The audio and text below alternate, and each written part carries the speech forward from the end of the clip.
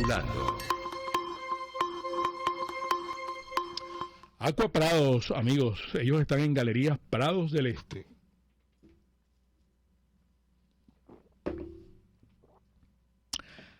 Usen este servicio de embotellamiento de agua.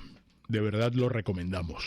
Están en Galerías Prados del Este, repito, y en su Instagram lo consiguen todo con Q Aqua_Prados, tan limpia y pura como un cristal. Mujer, ¿qué tal? Hombre, hola José Domingo, buenos días. ¿Cómo estás? Ayer no conversamos, pero ayer casi era conversamos. Era necesario escuchar a Maybor Oye, de principio sí, a fin. Me comentaron mucho esa conversación con Maybor Petit, mujer. Y yo y nos dijeron, concha, le invítenla pronto porque quedaron algunas cosas allí en suspenso, que ella mencionó además. Sí, porque además yo creo que era necesario precisamente concederle mucho más tiempo del que normalmente tiene el segmento de entrevista. Claro. Uh-huh. Porque aunque uno no quisiera, sigue siendo noticia los temas de los casos de corrupción, Mingo. Y entonces te estaba escuchando con muchísima atención. Bueno, yo siempre te escucho con mucha atención porque me interesa conocer qué es lo que dijo, lo que te contó tu vecina. Sí. Pero es una reflexión muy válida porque ayer precisamente apareció información sobre esta obra del cacique Guaycaipuro que está instalada en la autopista Francisco Fajardo. Y la información la suministraba el periodista Román Camacho en un hilo que publicó en Twitter. Sí, y a mí me pasaron la foto de la orden de compra. Yo no sé si te las pasé a ustedes. Yo se las pasé a ustedes, creo, sí, en el grupo. Vamos a buscarla, Mingo, porque la orden de compra... Les pasé otra cosa de Circo y de PDVSA que es noticia, que no sé si quieres que comentemos, que ahí les pasé el memorándum. Sí. Pero bueno... ordenemos, disculpa que te haya interrumpido con esto, pero vamos entonces... Es que tenemos muchísima información, aquí está así el memorándum de lo de Citgo, tenemos... Y les pasé lo de... No, esta la foto del monto de del cuánto se había invertido o cuánto ven presupuestado, cuánto pagaron por esta obra del Guaycaipuro. Pero ayer Román Camacho en su hilo de Twitter comentaba, y sobre todo a propósito de esta corrupción en PDVSA. Exacto, esa. Sí. ¿Me la pasaste a mí? No, aquí está el grupo de Por Todos los Medios. Ah. Chico, pareciera que estuviéramos en la sala de la casa hablando. Vamos a volverlo a pasar para ver si Génesis nos ayuda y la colocamos. Sí, sería interesante. Mira. Dando la fuente. Gracias. Estaban comentando, retomo el cuento, que en estos casos de corrupción y de este escándalo y el desfalco que ha habido en PDVSA, sobre todo que rescato lo que decía tu vecina en cuanto que estos son los montos de este tiempo para acá, pero los montos del hacia atrás también es importante que los mantengamos, que claro, ¿no? Claro. Entonces, por eso con Maybor hablamos mucho de Rafael Ramírez, la administración de Rafael Ramírez. Claro. Yo le mencioné a este señor que murió, creo que murió en Cuba, que estuvo al frente de PDVSA. Araque. Ali Rodríguez Araque, claro. Rodríguez Araque. Y uno se olvida de Giordani. Y uno se olvida de Tobías Nóbrega, y uno se olvida de tantos nombres. No, la lista es para el álbum de Barajita. Para el álbum de Barajita, amigo. Claro. Que pudiera sonar a chiste, pero de repente pudiéramos tener un coleccionable que sería importante para esa pastilla de memoria, para esa memoria que se nos va desvaneciendo a medida que van apareciendo casos más escandalosos, porque aquí pareciera que un caso escandaloso... El álbum de la corrupción en Venezuela. Sí, eso sería un exitazo. Claro. Con la cantidad de venezolanos que hay fuera del país. Pero voy a cerrar este punto, disculpa. El caso de corrupción que salpica al Guaycaipuro y salpica al ingeniero Juan Rodríguez, según comenta Román Camacho en su hilo, quien informaba que hay una denuncia por todas las ferreterías y todos los proveedores de los materiales, que este señor sacó los materiales y no pagó.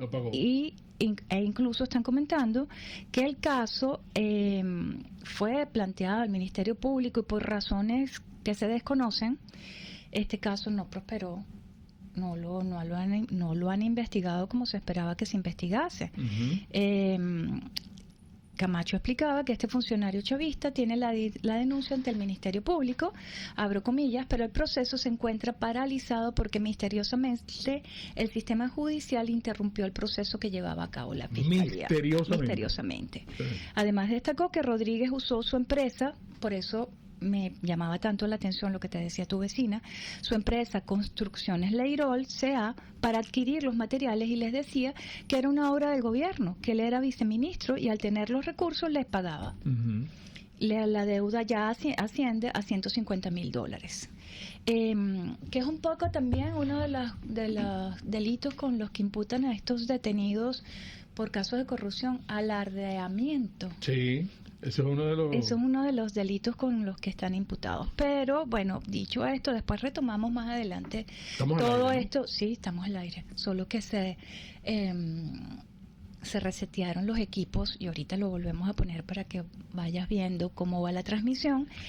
Hay una información reciente de acerca de más de 30 muertos en un incendio en una estación migratoria llena de venezolanos en México. Eso fue en México. Eso fue en la frontera, sí. Al menos 37 migrantes murieron en este incendio y se estima que la mayoría son venezolanos porque ese centro de migrantes estaba lleno de venezolanos. Eso fue en Ciudad Juárez, sí, en la frontera norte de México. Uh-huh. En la zona del siniestro, que está cerca del río Bravo, que divide México y Estados Unidos, según EFE, constataron decenas de bolsas que contenían los cadáveres de los migrantes que perecieron en el incendio. Ayer estaban comentaba, se lee en la nota cómo parece que en los alrededores de este instituto o de este centro de reclusión de migrantes, ahí estaban tratando la policía de despejar un poco de los migrantes que no estaban dentro del centro, pero que recorren las calles pidiendo limosnas por la situación en la que se encuentran. Las autoridades, incluso mexicanas, estaban esperando hoy la explicación del caso y los pormenores del caso, los uh-huh, están esperando que los diga, que los comente el presidente mexicano. Tú sabes que él hace siempre sus alocuciones mañaneras, entonces están esperando que la información la conceda el presidente de México, Manuel López Obrador. Bueno, lo cierto es que las imágenes que reseñan en algunos portales de noticias son realmente lamentables. Muy lamentables. También tenemos información, Mingo, sobre las protestas que se realizaron ayer de los trabajadores. Viste que la Guardia Nacional detuvo, ¿no? A los que venían para acá, para Caracas. ¿Cuánto le pagan a un Guardia Nacional? Porque yo no sé si en vez de estar deteniendo las protestas deberían estar uniéndose a ellas y protestando junto con los maestros, con todos los gremios con todos los gremios de trabajadores que están reclamando el salario que merecen para poder vivir, sí, que debería estar marcado en lo que es lo que se cubre la canasta alimentaria. Que esas consignas que usaron ayer tenemos imágenes que podemos ir viendo. Bueno. Tenemos incluso imágenes de la abuela del casco rojo. Que estuvo con nosotros aquí. Que estuvo con nosotros recientemente. Y hay también videos del señor del papagayo que se ha unido a las protestas. Volvió. Uh-huh.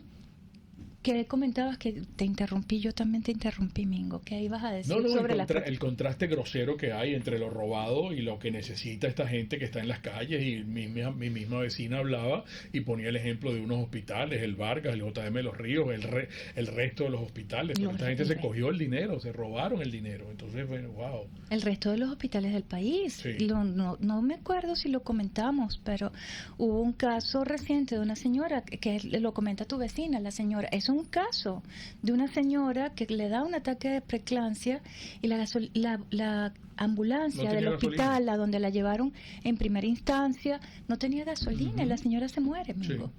Entonces, esas cosas ocurren en el país, mientras por otro lado se pierden $3,000 millones, cantidades, bueno, y nos quedamos cortos, siempre hemos dicho que nos quedamos cortos, pero bueno, los trabajadores públicos y los jubilados de Venezuela ayer protagonizaron nuevas protestas en contra no solamente del pago mísero que reciben, sino también contra el régimen, porque aprovecharon todos estos casos de corrupción para levantar algunas consignas contra, bueno, si hay plata para robar, pero no hay plata para pagar, ¿no? Exacto. Hay dinero para estas extravagancias y estos aviones y estos gastos superfluos que se da a esta gente que ha robado y no tenemos para comer. De hecho, también hubo una protesta de estudiantes universitarios, pero contra Tibisay y Lucena, y parte de su consigna era: usted no sobrevive con los $25 que les pagan los profesores. Y este grupo de estudiantes de la central también se unieron un poco a esta protesta y se plantaron frente al despacho de Tibisay y Lucena, porque, bueno, la idea era reclamar no solamente el salario de los profesores, sino las becas que les otorgan, los comedores que están vacíos, la falta de transporte estudiantil para trasladar a estos muchachos que a duras penas reciben clases. Sí. Entonces, mira, bueno, Mingo, yo me imagino que las protestas van a continuar. Es lo que está previsto incluso para esta Semana Santa. Han dicho que no se van a detener porque vengan los días de Semana Santa, los días santos, y pues sigue planteando, algunas centrales obreras están planteando que el salario mínimo debería ser de al menos $400. Es la propuesta. ¿Eso surgió de dónde? ¿De la OIT? Esa es la propuesta que hace la gente de la central obrera, que se llama así. Ajá. Y es la que le han planteado, que es la Alianza Sindical Independiente, es la que le han planteado a la OIT para que respalde esta propuesta de un salario mínimo de $400. ¿Por qué no aumentan el salario mínimo en el país? No se sabe. Sin embargo, ayer el Banco Central de Venezuela, en un nuevo intento por frenar la divisa, la devaluación, ¿Qué pasó de 25? En el mercado negro. En el mercado negro. En el tipo de cambio oficial se mantuvo, movió algo, se movió, ha tenido una variación, pero sí. El Banco Central lo tiene muy frenado el dólar, y ayer vendió $75 millones a la banca para tratar de contener no solamente el tipo de cambio oficial, sino también tratar de contener al paralelo, que es el que ha llegado a 25 bolívares, Mingo. Llegó a estar en 25.75 en el mercado paralelo. En el tipo de cambio oficial, 24.40. Y lo que les decía de Citgo, que no sé si podemos ver el memorándum que les pasé en Reuters, hubo un juez, amigos, que concedió derecho a 4 acreedores de embargar Citgo si cambian las sanciones, ¿no? Una decisión que creo que se tomó el jueves y representa el último golpe, el más reciente golpe a los esfuerzos de Venezuela para evitar la ruptura de Citgo, que por cierto los colegas de Tal Cual hablan de esta junta ad hoc de PDVSA que va a apelar esta nueva decisión de la Corte de Delaware contra Citgo. Y ahí estaba el memo. Sí, la decisión se habría tomado. No sé si lo estamos viendo, si eso se está pasando. La decisión, yo un poco perdido, disculpen porque no tengo. La decisión se habría tomado este jueves y representa el último golpe a los esfuerzos de Venezuela para evitar la ruptura de Citgo. También, ya para ir más o menos cerrando, sí. Bueno, no podemos ir cerrando porque todavía queda muchísima información. Quedan muchísimas cosas. Domingo, en cuanto a estos casos de corrupción que están diciendo, entre otras, remarcan la opacidad en la investigación de esta. Ya hablan de 25 detenidos, pero también estaban comentando la información o lo que comentaba Diosdado Cabello, que estos bienes serán rematados y van tras absolutamente todos los funcionarios públicos que hayan hecho un expolio a la nación. Uh-huh. Él decía, Diosdado, que los bienes incautados a funcionarios van a ser subastados para beneficio del pueblo. Y Nicolás, ¿sí los encuentran? Bueno, vimos unas imágenes de aviones que estaban decomisando y unas cajas fuertes donde aparecían las pacas de los dólares. Claro, pero eso ¿quién certifica que eso lo van a dar a la justicia? Eso no, mi vecina me decía, eso lo reparten entre ellos. Diosdado Cabello, Mingo, Diosdado Cabello. Sí. Y bueno, ya para ir más o menos cerrando, la Comisión Nacional de Primaria aprobó el formato para la recolección de firmas en apoyo a los candidatos y también están evaluando la posibilidad del voto de selección múltiple en el proceso. Incluso esa recolección de firmas es para apoyar a los candidatos que no van por ningún partido. Se mencionaba. Dos noticias de suceso muy lamentables. Lo del tiroteo en Nashville. Está en Tennessee, ¿no? Sí. Oye, otra vez ahí en Estados Unidos, sí. Eso es toda la semana. Hay imágenes de la muchacha pétrica. Que se era una mujer. Es que uno no sabe ya ahorita si es mujer o hombre. No, era una mujer transgénero que se creía vestida como hombre. Hay momentos en donde la cámara de seguridad la capta en la escuela, donde entra precisamente armada con un rifle comprado legalmente y asesina a 3 niños de 9 años y a 3 profesores, incluso la directora del plantel de la escuela. Las víctimas en su mayoría 3 niñitos de 9 años y la directora y 2 maestras. Tenía planificado ir a otro colegio, pero desistió porque tenía mejor seguridad. Es que parece que ella había estudiado en ese colegio, tenía algún tipo de rencor y tenía el plan y tenía el esquema de por dónde la policía actuó y la muchacha, esta señora cayó, pero tenía plan de atacar otro lugar. Pero había desistido debido a que en la otra escuela que quería atacar estaba muy bien custodiada. La persona, la atacante fue reconocida o fue identificada como Audrey Hale, de 28 años, y en algún momento, como señalan los medios, fue estudiante de la escuela. Y ella misma se identificó como transexual, ¿no? ¿O eso lo sacaron de las redes? No, es que al principio decían que era un hombre, después se dieron cuenta que era una mujer. La policía le encontró el manifiesto y los mapas de acceso a la escuela. Se cree que ingresó abriendo fuego por la entrada, una de las entradas laterales. Y otro de los casos que es noticia en el país es el femicidio, ya lo nombran así, el de Nazaret Marín. La autopsia. La autopsia revela que hubo estrangulamiento. La familia sigue insistiendo que hubo abuso sexual. Abuso sexual. Y Tarek William Saab, el fiscal del régimen, solicitó la orden de aprehensión contra los presuntos asesinos. Los familiares aseguran que la joven madre fue víctima de abuso sexual durante su salida a la playa. Ayer circulaban por algunos medios que según una persona que prefirió no ser identificada de la morgue aseguraba que la fecha de la data no corresponde. Pareciera que la muchacha no murió el mismo día que desapareció, sino unas cuantas horas después. Bueno. Así que este caso continuará, Mingo. Se acabó la visita porque vamos a hablar con Froilán Barrios, pero eso será en momentos porque vamos a identificar. Enseguida regresamos por Todos los